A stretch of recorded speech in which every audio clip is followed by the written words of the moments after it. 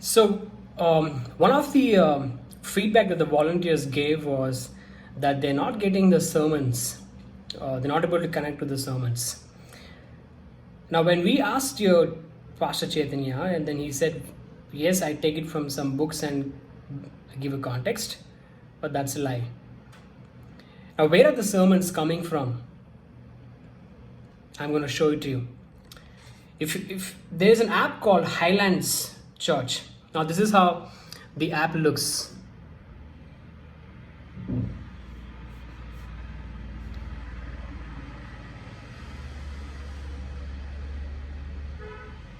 That's the app.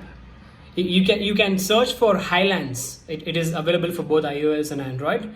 That's an app. That's a church where they have their own sermons. Now all the sermons that we've been hearing for the last 2 years, all the series are from this church.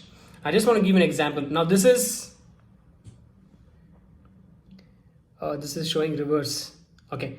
Now this is Galatians, which is Capstone's theme, and that is Galatians of Highlands. So you can go to this app and you can search for all the messages, and you will see all the series that your Chaitanya spoke in the church are from that church. Now the volunteers, some of the volunteers are aware of it, and every Sunday, do you know what they do, church? When your Pastor Chaitanya is preaching, they open the app and they verify to see if whatever he's speaking is matching with that.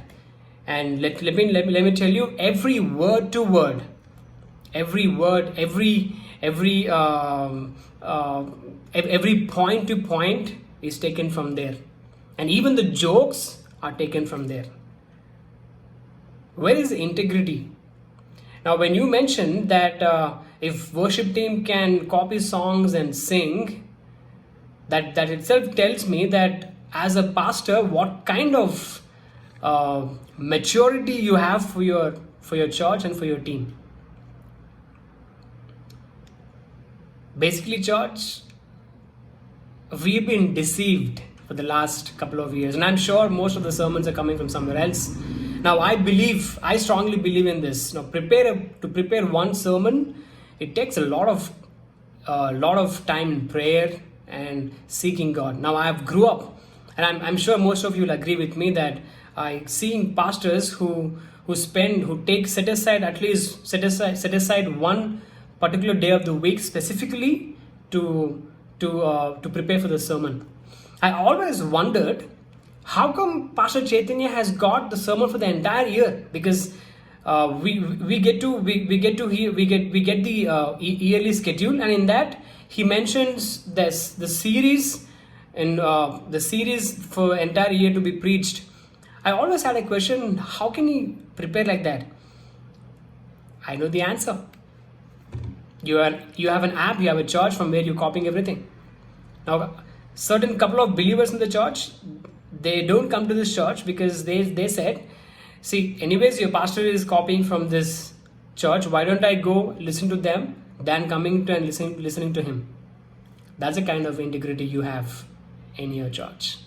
And know your church. Know this. Know your pastor. You have been deceived. Now, when he talked about his personal habit, I've already mentioned that I'm not at all concerned, but at least a couple of times I did asked him, Anna, what is your take on smoking and drinking alcohol? And he tells me that, example, in Switzerland, people smoke and drink because of the climatic conditions. So what do you think? He asked me the question back. That's not what I expected from a pastor. You got to give me a biblical aspects of what does the Bible talk about drinking alcohol or smoking. Yes, now there are definitely it's a topic of debate. But my question to you, church, is when your teens go and ask your Chaitanya, your Pastor Chaitanya, the same question, and if they get to hear statements like this, what would they think? Now, Chaitanya, are you telling me when you go to Switzerland you can drink, when you're in India you cannot drink? Now I'll tell you the reason why I'm saying this, because your Pastor Chaitanya, every time he goes to the US, and one of the trips when he came back from the US, he takes the staff for dinner, and he tells all the staff about how he has got his experience and all that. He's sharing his experience in the US, and he also mentioned that every time we go for party in the US, they all booze. I also booze along with them. And he told one of the staff members specifically that, don't, I know you will take me wrong, I know you're Orthodox, but this is how life is going to be, you have to live with it. You can check with all the staff members if he has said or not. So my question all the time is, when you go to different countries, you change. What kind of an example are you going to set for the young people in this church? One of the believers stopped coming to this church because they asked your Pastor Chaitanya to come and counsel our young boy. He didn't show up to counsel, and he happened to be one of the leadership team member. They stopped coming to church because they went to a nearby church. That pastor came and counseled this young boy. My question to Pastor Chaitanya is, when you can't even counsel a young teenager in the church, what will you counsel the others in the church? Church, you got to understand, where are you sitting? What kind of exposure are we giving to our children?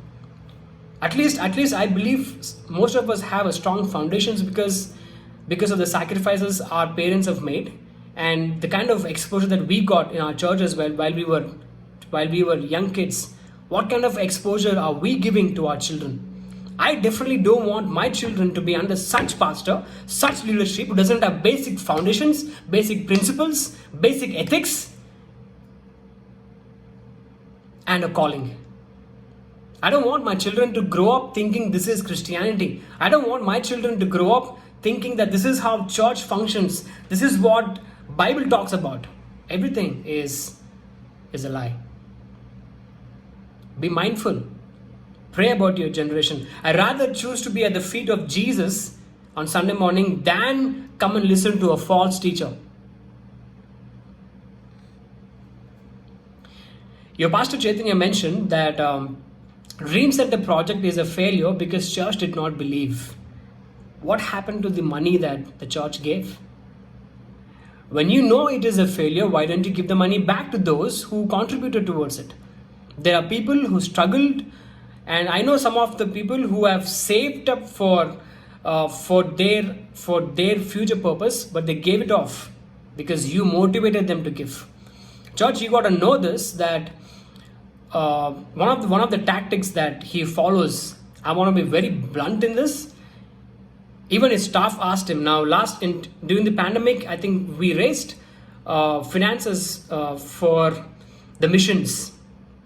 Now, his staff asked him, don't we have money for the missions already? Why are we again asking for people to sponsor?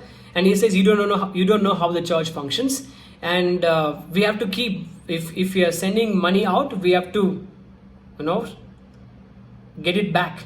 And our church is generous church, they will give. I have no comments to make on that, what to say, but and for Christmas, when we thought about the shoe boxes, right? If you all remember the shoe box, each shoe box was worth 1,000 rupees. Now, he didn't expect, he didn't get the sponsors what he expected. So what he did, he reduced the price from 1,000 to 600 or 650, and he sent to the children, to the AG pastors. My question is, don't we have money in the church that you can add up to that? And church, one of the statements Janet makes is, my husband is the one who's giving to the missions. My husband, no other church in Telangana does this as my husband does. All the credit are taken by them. It's only in the church they tell you are giving it, but outside the credit is theirs. A pastor will never do that. A leader will never do that.